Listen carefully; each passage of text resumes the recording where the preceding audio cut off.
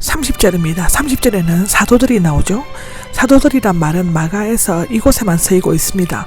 아마도 이 말은 히브리어 샬리아흐, 즉 건세를 인정받은 대리인에서 비롯된 것으로 보이며 신약에서는 보내심을 받은 자라는 뜻으로 사용되어지고 있습니다. 사도들은 갈릴리 전도 여행을 성공적으로 마치고 돌아와서 자신들에게 임무를 맡기고 파송한 예수께 자신들이 행하고 가르쳤던 일들을 모두 보고하였습니다. 먼저 행동으로 보여준 다음 가르친 것입니다. 그는 먼저 행하고 다음에 말하였다로 기록되어져 있습니다.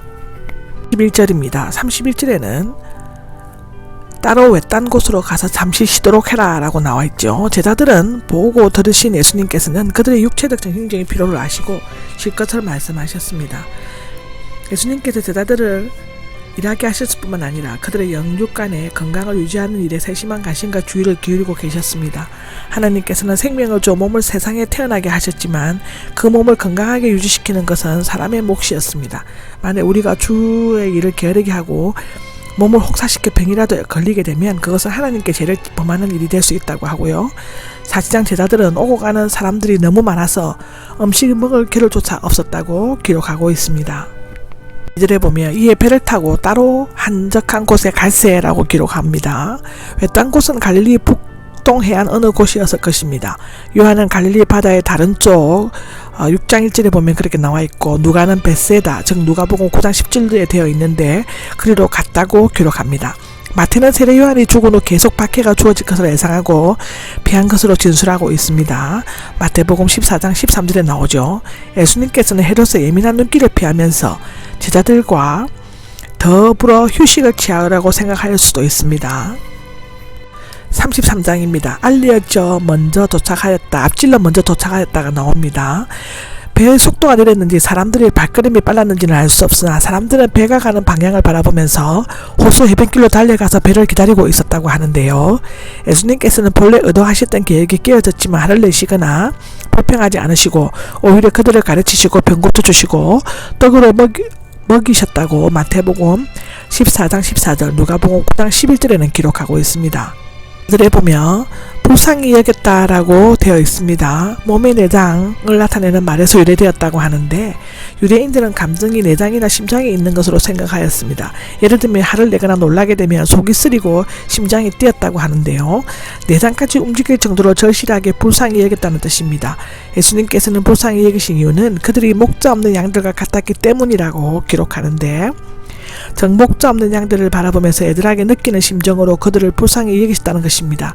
이렇게 영혼을 불쌍히 여기는 애절한 심정이 없으면 전도도 선교도 목회도 불가능하다고 마태복음 9장 35절에는 기록하는데요. 양은 목자 없이는 살지 못하는 연약하고 순진한 동물이었습니다. 당시 이스라엘에는 목자로 자처하는 자들이 있었지만 실상은 양의 가죽을 쓴 이리들이었으며 백성들을 먹잇감으로 삼아 폭력과 착취를 일삼았다고 기록합니다. 5절에 날이 저물어 가자가 나오는데요. 아마도 무리들은 예수님의 말씀에 완전히 빠져들어 배고픈 것도 잊고 있었던 것 같습니다. 그런데 무리들은 예수님을 뒤쫓아 허겁지겁 달려오느라 식사를 준비할 겨를이 없었을 것입니다. 35절과 36절은 이것은 외딴 곳이고 사게 하십시오라 나오는데 어떻게 보면 제자들의 제안은 지극히 상식적 합리적 판단으로 최선을 방법이었을 수도 있습니다. 제자들의 눈에는 인간의 자연적인 본능, 즉 굶주림과 힘겨운 주위의 사정, 저녁 때 빈들만이 있었습니다. 37절을 보면 먹을 것을 주어라가 너희가가 강조되어 있는데 주어라는 부정각으로서 적극적인 행동을 요하는 긴급한 것임을 나타냅니다. 이것은 제자들로서는 전혀 예기치 못했던 당황스럽고 불가능한 명령이었을 것인데 지금 그들에게는 굶주린 무리들이 먹어야 할 책임과 그들의 믿음을 시험해 볼 수 있는 기회가 동시에 주어진 것이었는데요. 물론 예수님께서는 제자들이 2만여 명 여자와 어린아이까지 합쳐서 먹을 만한 능력과 돈 200데나리온 정도가 없음을 잘 알고 계셨습니다. 38절에는 빵 5개와 물고기 2마리가 나오는데요. 이것은 마태복음 14장 17절에 자세한 말씀을 드렸습니다. 17절인데요.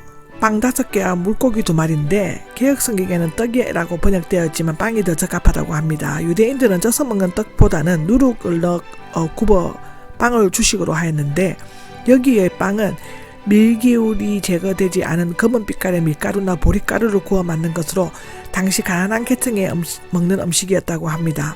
요한복음 6장 9절에 나옵니다. 보리빵으로 하죠. 물고기는 갈릴리 호수에서 나는 작은 정어리 비슷한 종류의 것으로 추정되어진다고 합니다. 어린아이가 가져온 것을 보면 빵 5개와 물고기 2마리는 어린아이가 한 끼 정도 먹을 수 있는 작은 분량의 음식이었던 것 같습니다. 우리에게는 하찮은 것일지라도 주님께 바쳐지거나 주님을 위해 쓰일 때는 엄청나게 큰 것으로 여겨진다고 성경은 기록하고 있습니다.